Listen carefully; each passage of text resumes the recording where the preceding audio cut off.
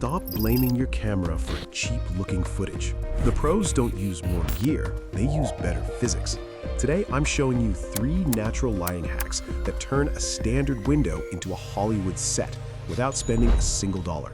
Let's make your next shot look like a movie.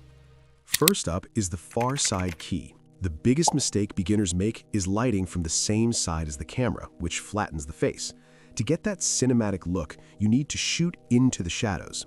Position your subject at a 45-degree angle to the window, but place your camera on the shadow side, the side of the face not directly hit by the sun. This creates the famous Rembrandt triangle on the cheek. Because cameras capture 2D images, we need this gradient from light to shadow to create the illusion of 3D depth. Hack number 2 is negative fill.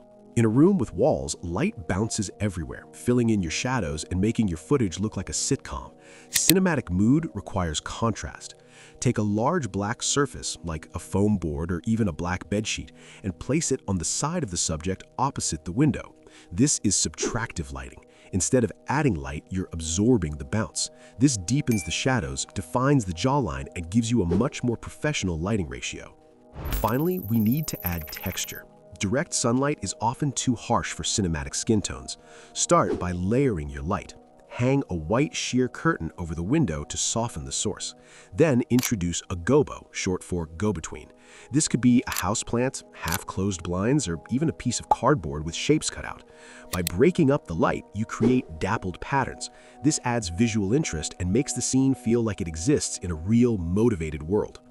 Cinema is all about the relationship between light and shadow. Master the shadow, and the light will take care of itself.